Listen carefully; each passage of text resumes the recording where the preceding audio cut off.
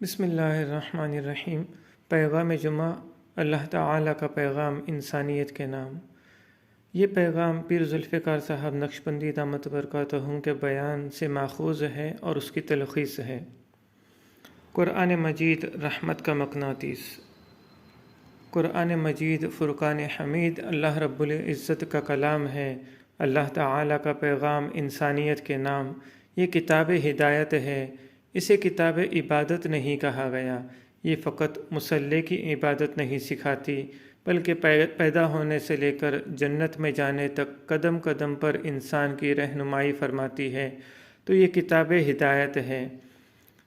اس کتاب کو دیکھنا بھی عبادت، اس کا پڑھنا بھی عبادت، اس کا سننا بھی عبادت، اس کا سنانا بھی عبادت، اس کا سمجھنا بھی عبادت اور اس کا سمجھانا بھی عبادت، اور اس پر عمل کرنا سب سے بڑی عبادت۔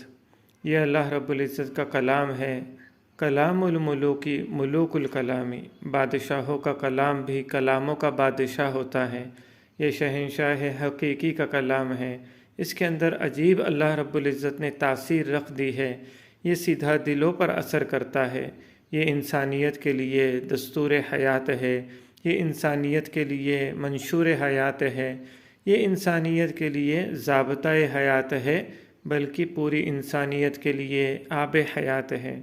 جس طرح دنیا میں لوہے کو اپنی طرف کھینچنے کے لیے مقناطیس ہوتا ہے، وہ مقناطیس جہاں بھی ہوگا لوہے کو اپنی طرف کھینچے گا۔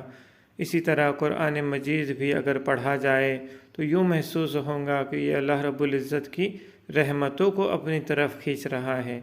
اس لیے حکم ہے پارہ 9 رکوع 14 آیت 204 میں، جب قرآن مجید پڑھا جائے تو خاموش رہو، سنو، تاکہ تم پر اللہ کی رحمتیں برسائی جائے۔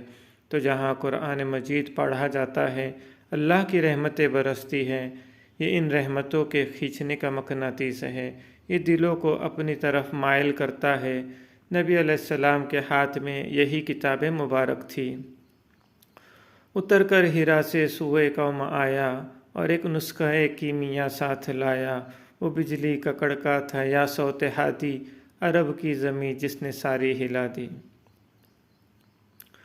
تمہارے رونے پر فرشتے رو پڑے۔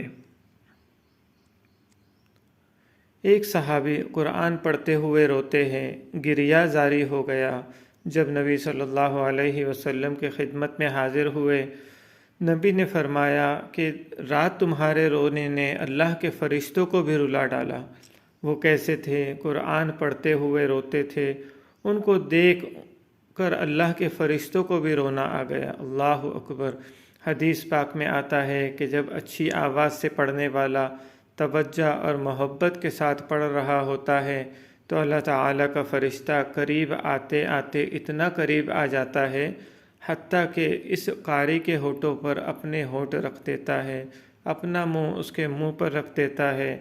اس فرشتے کی محبت کا حال یہ ہو جاتا ہے، اور اللہ رب العزت اس پڑھنے والے کا قرآن اتنی توجہ سے سنتے ہیں کہ دنیا والے لوگ کسی گانے والی کا گانا بھی اتنی توجہ سے نہیں سنتے جتنی توجہ سے اللہ تعالیٰ اس کے قرآن پاک کو سنتے ہیں۔ ان کے منہ سے خوشبو آتی تھی۔ امام اعظم رحمۃ اللہ علیہ معروف قاری ہے، ان کے بارے میں آتا ہے کہ ان کے منہ سے خوشبو آیا کرتی تھی۔ مسجد نبوی میں انہوں نے 70 سال تک امامت کی اور تلاوت کیا کرتے تھے، اور ان کے بہت سے شاگرد تھے۔ ان کے منہ سے خوشبو بہت آتی تھی۔ ایک دن ان کے ایک شاگرد نے پوچھا کہ حضرت، کیا آپ منہ میں کوئی خوشبو رکھتے ہیں؟ فرمایا کہ نہیں۔ اس نے کہا کہ حضرت آپ کے منہ سے خوشبو بہت آتی ہے۔ فرمانے لگے کہ ایک رات مجھے حضور پاک صلی اللہ علیہ وسلم کی زیارت نصیب ہوئی۔ آپ نے ارشاد فرمایا کہ عاصم، تو اللہ کا قرآن اتنی محبت سے پڑھتا ہے کہ میرا جی چاہتا ہے کہ میں تیرے منہ کا بوسہ لوں۔ لہٰذا جب سے نبی علیہ السلام نے بوسہ لیا ہے تب سے میرے منہ میں خوشبو آنے لگی ہے، اور جب تک وہ زندہ رہے ان کے منہ سے خوشبو ہی آتی رہی۔ اللہ رب العزت کا کلام عجیب اس کے اثرات ہیں۔ صحابہ رضی اللہ عنہم اس کو پڑھتے تھے، سنتے تھے، ان کی حالت بدل جاتی تھی، رونگٹے کھڑے ہو جاتے تھے۔ اللہ اکبر۔ قرآن مجید میں فرمایا، پارہ نمبر 7 رکن نمبر 1 آیت نمبر 83 میں، ان کی آنکھوں سے آنسوؤں کی رم جھم شروع ہو جاتی تھی۔ لہٰذا فرمایا قرآن مجید یہ عجیب نعمت ہے ہمارے پاس، ہمیں اس نعمت کی صحیح طاقت کا اندازہ نہیں ہے کہ اللہ رب العزت نے اس کے اندر کیا نعمتیں رکھی ہے۔ اس کو تو پڑھیے محبت کے ساتھ، شوق کے ساتھ، پھر دیکھیے اس سے انسان کو کیا لطف نصیب ہوتا ہے، اور ایسا مزہ ہے کہ اس سے دل ہی نہیں بھرتا۔ چرواہے سے امیر المومنین تک۔ سیدنا عمر بن خطاب رضی اللہ عنہ اپنے زمانہ خلافت میں ایک مرتبہ فوج کو لے کر مکہ مکرمہ کی پہاڑی پر چڑھ رہے تھے۔ دوپہر کا وقت ہے، چلچلاتی دھوپ ہے، ایک جگہ کھڑے ہو گئے اور نیچے وادی میں دیکھنا شروع کر دیا۔ فوج ساری کھڑی ہے، پسینے میں شرابور ہے، کوئی سایہ نہیں، بچاؤ کی صورت نہیں، سب پریشان ہو گئے۔ کسی نے کہا، امیر المومنین خیریت تو ہے؟ آپ یہاں کھڑے ہیں؟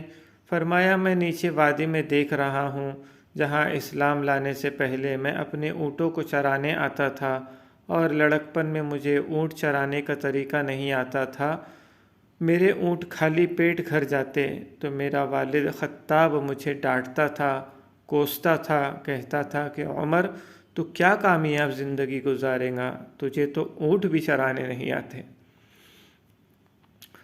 اس وقت کو یاد کر رہا ہوں کہ جب عمر کو جانور بھی چرانے نہیں آتے تھے، اور آج اس وقت کو دیکھ رہا ہوں کہ جب اسلام اور قرآن کے صدقے اللہ تعالیٰ نے عمر کو امیر المومنین بنا دیا۔ یہ کتاب یوں اٹھاتی ہے، ہم بھی اگر اس کو پڑھیں گے، اس پر عمل کریں گے، اللہ رب العزت ہمیں بھی عزتیں عطا فرمائیں گے۔ اسی لیے فرمایا، تو پڑھ قرآن، تیرا رب کرے گا تیرا اکرام، تیرا رب تجھے عزت و وقار دیں گا اور تیرے ظاہر و باطن کو نکھار دیں گا۔ یہ اللہ تعالیٰ کا قرآن ہے۔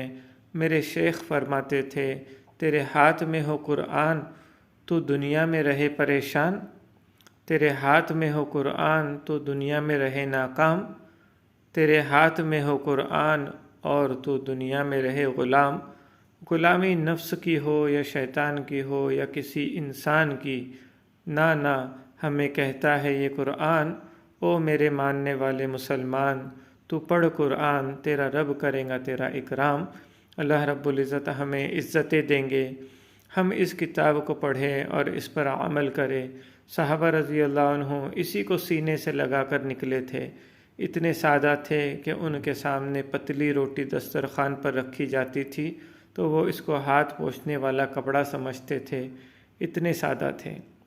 بات کیا تھی کہ نہ کیسر و کسریٰ سے دبے چند وہ لوگ کہ اونٹوں کے چرانے والے، وہ جن کو کافور پر ہوتا تھا نمک کا دھوکا، بن گئے دنیا کی تقدیر بدلنے والے۔